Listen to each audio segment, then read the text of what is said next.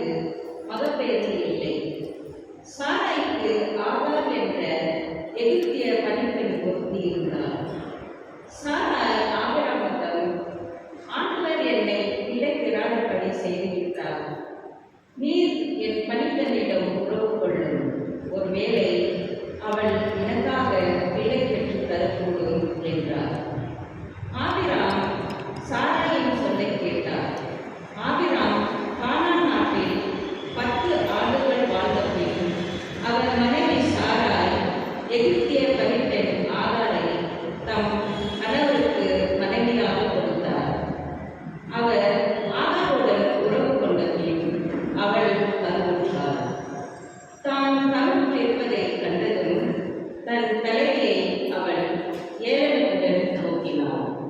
அப்பொழுது சாராய் ஆபிராமிடம், எனக்கு இழைக்கப்பட்ட தீங்கு உண்மையை இருக்கட்டும். நீ தழும்படி நானே கொடுத்த என் பணிப்பெண் அவள் கருவுற்றிருக்கிறாள் என்பதை கண்டதிலிருந்து என்னை ஏளனமாக நோக்குகிறாள். ஆண்டவரே, எனக்கும் உமக்கும் நீதி வழங்கட்டும் என்றார். ஆபிராம் சாராயிடம், உன் பணிப்பெண் உன் அதிகாரத்தின் மேல் இருக்கின்றார். உனக்கு நல்லதாக படுவதை அவளுக்கு செய் என்றார். இதற்கு பின் சாராய் அவளை கொடுமைப்படுத்தினார். ஆகவே ஆகார் சாராயிடமிருந்து தப்பி ஓடினார். ஆண்டவரின் தூதர் அவளை பாலை நிலத்தில் இருந்த ஒரு நீரூற்றுக்கு அருகில் கண்டார். அந்த ஊற்று சூருக்கு செல்லும் வழியில் இருந்தது. அவர் அவளை நோக்கி, சாராயின் பணிப்பெண் ஆகார், நீ எங்கிருந்து வருகின்றாய், எங்கே போகின்றாய் என்று கேட்டார். அதற்கு அவள், என் தலைவி சாராயிடமிருந்து நான் தப்பி ஓடுகிறேன் என்றார். ஆண்டவர் தூதர் அவளிடம், நீ உன் தலைவியிடமிருந்து தப்பிச் சென்று அவளுக்கு பணிந்து நட என்றார். பின்பு ஆண்டவரின் தூதர் அவளிடம், உன் வழிபாட்டினரை யாரும் எண்ண முடியாத அளவுக்கு பெருக செய்வேன் என்றார். மீண்டும் ஆண்டவரின் தூதர் அவளிடம், இதோ கருவுற்றிருக்கும் நீ ஒரு மகனை பெற்றெடுப்பார். அவனுக்கு இஸ்மயேல் என பெயரிடுவார். ஏனெனில் உன் துயரத்தில் ஆண்டவர் உனக்கு செவிசாய்த்தார். ஆனால் அவள் காட்டு கழுதை போல் வாழ்பவனாக இருப்பான். எல்லாரையும் அவன் எதிர்ப்பான். எல்லாரும் அவனை எதிர்ப்பார்கள். தன் உறவினருக்கு எதிராக அவன் வாழ்வான் என்றார். ஆகார் ஆபிராமுக்கு மகன் ஒருவனை பெற்றெடுத்தார். ஆகார் பெற்ற தம் மகனுக்கு ஆபிராம் இஸ்மயேல் என்று பெயரிட்டார். ஆகார் ஆபிராமுக்கு இஸ்மயேலை பெற்றெடுத்துக் கொடுத்து அவருக்கு வயது 86. ஆண்டவர் வழங்கும் அருள்வாக்கு. இறைவா உமக்கு நன்றி. பதிவுரை பாடல் பல்லவி. ஆண்டவருக்கு நன்றி செலுத்துங்கள், ஏனெனில் அவர் நல்லவர். ஆண்டவருக்கு நன்றி செலுத்துங்கள், ஏனெனில் அவர் நல்லவர். ஆண்டவருக்கு நன்றி செலுத்துங்கள், ஏனெனில் அவர் நல்லவர். என்றென்றும் உள்ளது அவரது பேரன்பு. ஆண்டவரின் வலிமைமிகு செயல்களை யாரால் இயக்க இயலும்? அவர் தம் புகழை யாரால் விளக்கக்கூடும்? ஆண்டவருக்கு நன்றி செலுத்துங்கள், ஏனெனில் அவர் நல்லவர். நீதி நெறி காப்போர் பேறு பெற்றோர், எப்போதும் நேரியதை செய்வோர் பேறு பெற்றோர். ஆண்டவரே, நீர் உம் மக்கள் மீது இரக்கம் காட்டும்போது என்னை நினைவு கூரும். ஆண்டவருக்கு நன்றி செலுத்துங்கள், ஏனெனில் அவர் நல்லவர். அவர்களை நீர் விடுவிக்கும் போது எனக்கும் துணை செய்யும். நீ தேர்ந்தெடுத்த மக்களின் நல்வாழ்வை நான் காணும்படி செய்யும். உம்முடைய மக்களின் மகிழ்ச்சியில் நானும் பங்கு கொள்ளும்படி செய்யும். அப்போது உமது உரிமை சொத்தான மக்களோடு உம்மை போற்றிட இயலும். ஆண்டவருக்கு நன்றி செலுத்துங்கள், ஏனெனில் அவர் நல்லவர். அல்லேலூயா, அல்லேலூயா, அல்லேலூயா,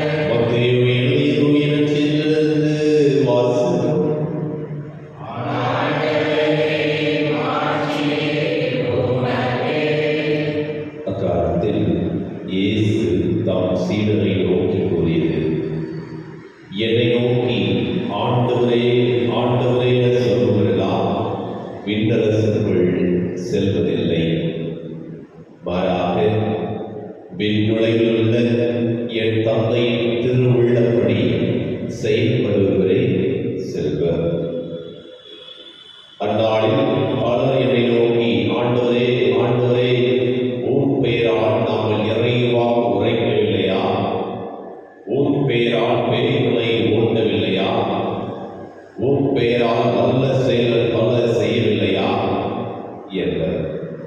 அதற்கு நான் அவர்களிடம், உங்களை எனக்கு தெரியவே தெரியாது. நெறிகேடாக செயல்படுவோரே, என்னை விட்டு அகன்று போங்கள் என வெளிப்படையாக அறிவிப்பேன்.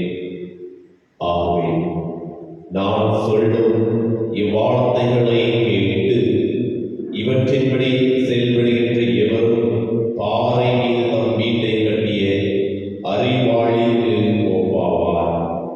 மழை பெய்து ஆறு பெருக்கெடுத்து ஓடியது, பெரும் காற்று வீசியது. அவை அவ்வீட்டின் மேல் மோதியும் அது விழவில்லை. ஏனெனில் பாறையின் மீது அதன் அடித்தளம் இடப்பட்டிருந்தது. நான் சொல்லும் இந்த வார்த்தைகளை கேட்டு இவற்றின்படி செயல்படாத எவரும் மணல் மீது தம் வீட்டை கட்டிய அறிவிலிக்கு ஒப்பாவார். மழை பெய்தது, ஆறு பெருக்கெடுத்து ஓடியது, பெரும் காற்று வீசியது. அவை அவ்வீட்டை தாக்க அது விழுந்தது. இவ்வாறு பேரழிவு நேர்ந்தது. இயேசு இவ்வாறு உரையாற்றி முடித்தபோது அவரது போதனையை கேட்ட மக்கள் கூட்டத்தினர் வியப்பில் ஆழ்ந்தனர். ஏனெனில் அவர்கள் தம் மறைநூல் அறிஞரை உணர்த்தி அதிகாரத்தோடு அவர்களுக்கு அவர் கற்பித்தார். ஆண்டவரின் அருள்வாக்கு.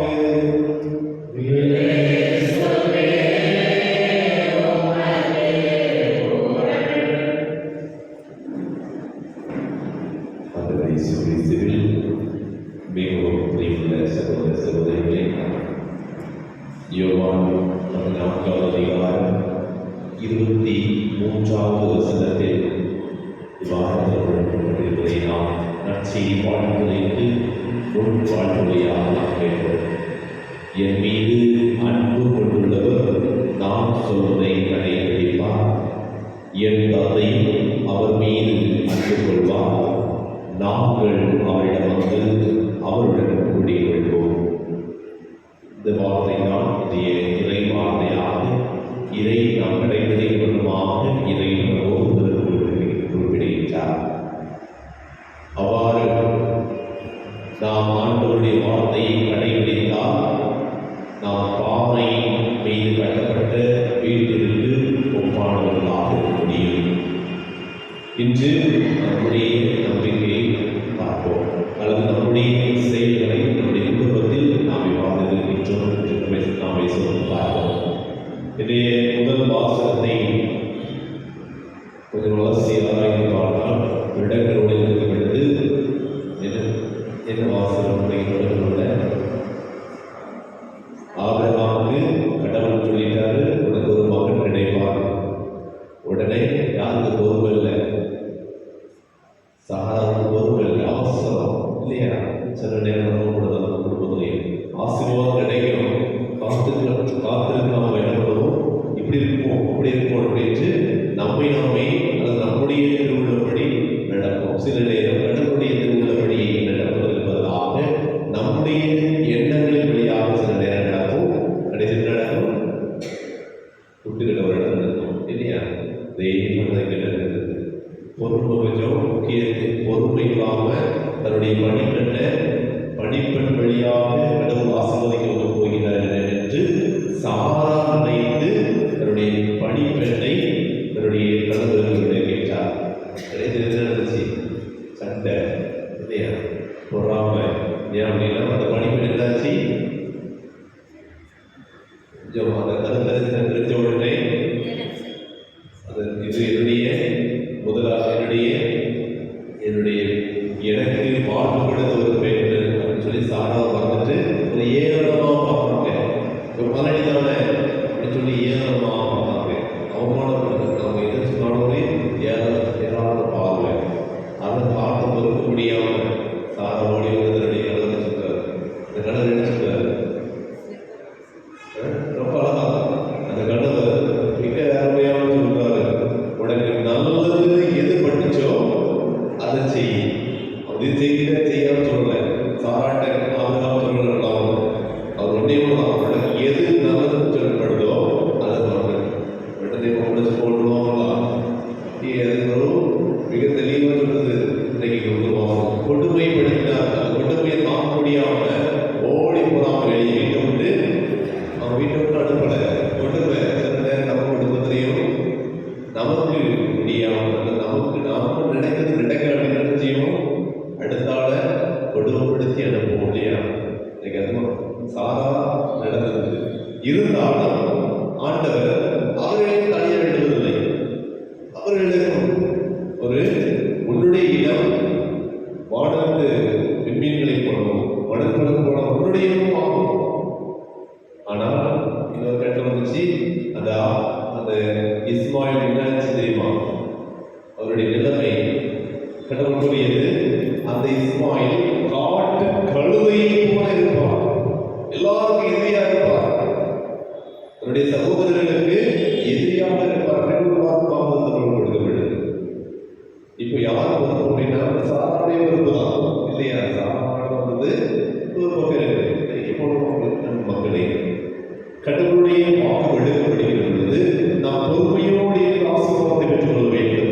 ஆனால் பொறுமை இருந்தால் இவ்வாறு தான் நடக்கும் என்பதை தெளிவாக வாசகம் நமக்கு தெளிவுபடுத்துகிறது. அதே வேளையில் நற்செய்தி வாசகத்தை பார்க்க வேண்டாம். அதுவும் மிக அற்புதமான வாசகம் என்று கொடுக்கிறது. எவ்வாறு நாம் ஒவ்வொரு நாளும் ஜெபிப்போம்னா, ஆண்டவரே எங்களுக்கு நன்றான உணவை எங்களுக்கு இன்று தாரும். இதே உணவு அதே கொடுக்கிறார். நமக்கு நம்ம முதல் வாசகத்திலே பொறுமை என்கிற ஒரு பக்குவத்தை பெற்றுக்கொள்ள வேண்டும்.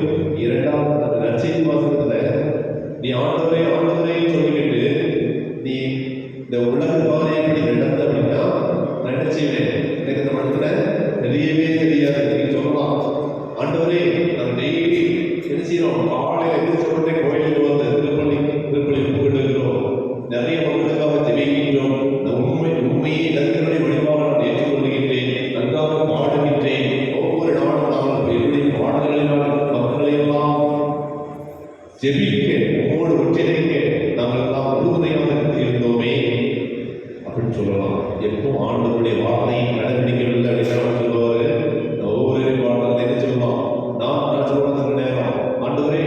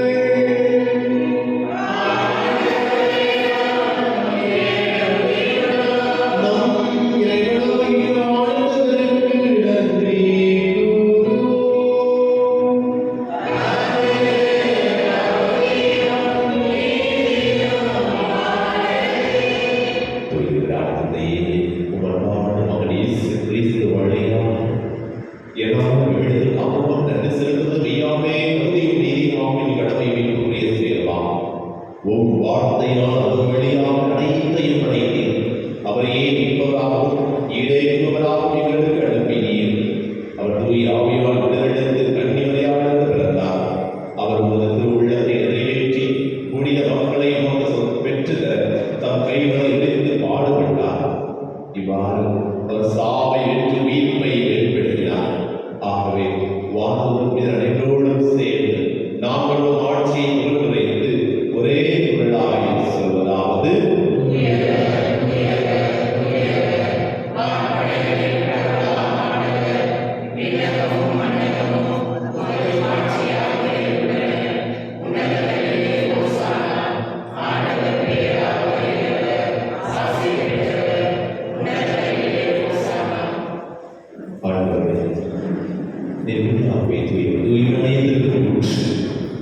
ஆகவே உம்முடைய ஆவியை இவ்வாறு எங்கள் ஆண்டவர் இயேசு கிறிஸ்துவினுடன் இரத்தமாக எங்களுக்கு வைமாறுவதாக அவர் பாடுகள் விழுப்பதை வருகிறீர்கள். அப்போது இடத்தில் நன்றி செலுத்தி அதை பெற்று தாம் செய்தவர்கள் அவர் கூறியதாக: அனைவரும் இதிலிருந்து பெற்றுக் கொள்ளுங்கள், ஏனெனில் இது உங்களுக்காகவே எழுதப்படும் என் உடல்.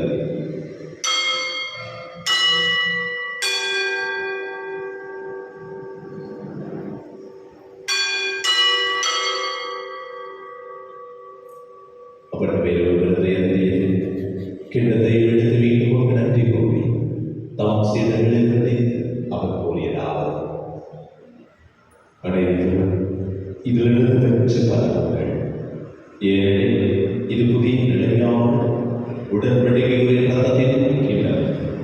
இது பாவ மன்னிப்பு பெற்று உங்களுக்காகவும் பலருக்காக சாப்பிடும். இதை நிறைவாக செய்யுங்கள்.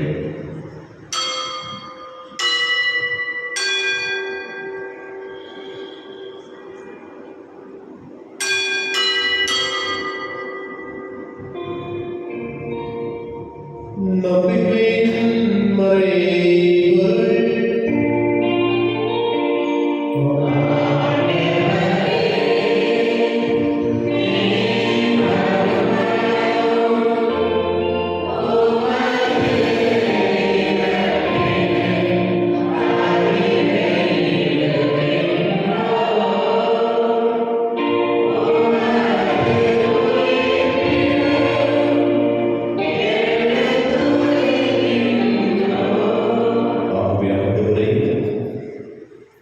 நாம் கிறிஸ்துவின் இறப்பினையும் உயிர்ப்பினையும் நினைவுகூர்ந்து வாழ்வதற்காக வழியும் விடாயமாக விடுகின்றோம். உம் திருவுள் என்றும் உம்முடைய முறை தகுந்தவிட எங்கள் ஒவ்வொருவரையுமே ஏற்றுக்கொண்டே எனவே நன்றி செலுத்துகின்றோம். கிறிஸ்துவின் உடலிலும் ரத்தத்திலும் மகோடும் எங்கள் அனைவரையும் தூய ஆவியினால் ஒன்று சேர்க்க வேண்டும் உம்மை ஆவியுடன் மன்றாடுகின்றோம். ஆண்டவரே, உடல் குறைவு எங்கள் திருத்தந்தை 14ஆம் சிங்கராய எங்கள் ஆவிய மீட்டர் எங்கள் துணை ஆய்வு சுசிலாமல் மாறுகிற சதீஷ் எல்லா திருநிலைகளாக எங்களோடு திருவை நன்றை பெற செய்திருக்கிறோம். மேலும் உயிர்த்தெழுந்து கொண்டு எங்கள் சகோதர சகோதரிகளையும் இறந்தோர் அனைவரையும் நினைவு உமது திருமொழியுள் ஏற்று ஆண்டவரே எங்கள் அனைவரும் மீது இறக்கமாயும் நாங்கள் அனைவரும் உம்முடைய திருவுள்ளப்படி நடக்கக்கூடிய ஆற்றல் எங்கள் ஒவ்வொருவரும் மீது ஒளிந்திருக்கும். எங்கள் குடும்பத்தில் பொறுமையோடு நாம் செய்கிற பணியிடங்களிலும் பொறுமையை காத்து உண்மையை உமக்கு சாட்சியுள்ள மகனாக வாழக்கூடிய ஆற்றல் எங்கள் ஒவ்வொருவரும் மீது ஒளிந்திருக்கும். கடவுளின் கடிதமாயான மரியா அவருடைய பிறந்தநாள் செய்வோம் திருத்துவர்கள் இவ்வுலகில் முதன்முதலாக அனைவரிடம் நாங்கள் நினைவு வாழ்வில் அவர்கள் தகுதிகள் உம் திருமகன் இயேசு கிறிஸ்து வழியாக உம்மை புகழ்ந்தே அவர்கள உம்மை கொண்டாடுகின்றோம்.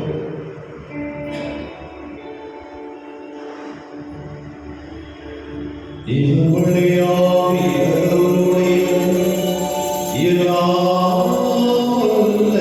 இறைவனாக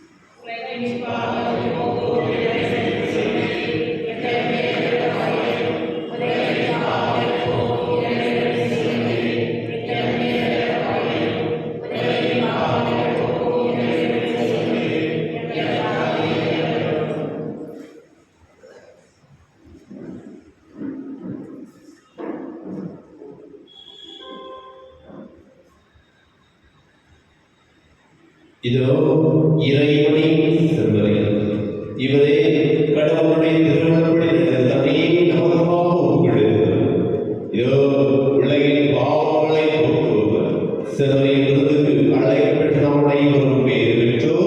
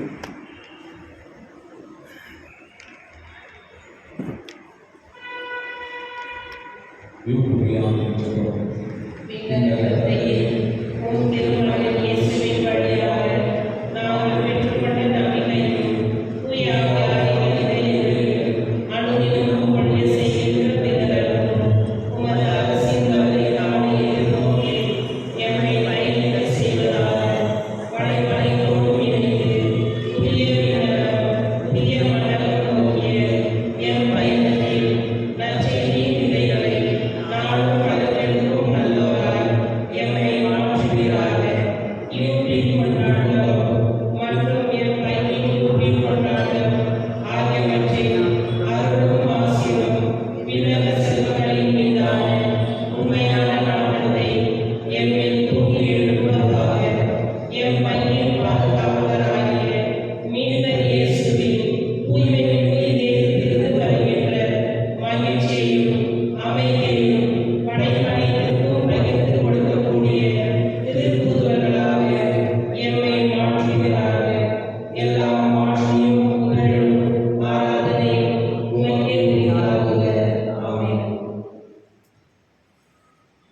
ஆண்டவரே, எல்லா மனிதர்களின் கண்களும் உண்மையே நம்புகின்றன.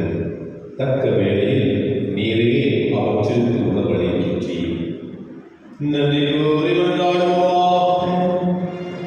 ஆண்டவரே, உம் திருவாழில் உயர் மதிப்புள்ள உடலாளத்தாலும் ஊட்டம் பெற்று புதுப்பிக்கப்பட்ட நாங்கள் உமது கனிவை கெஞ்சி கேட்கின்றோம். இறைப்பற்றுடன்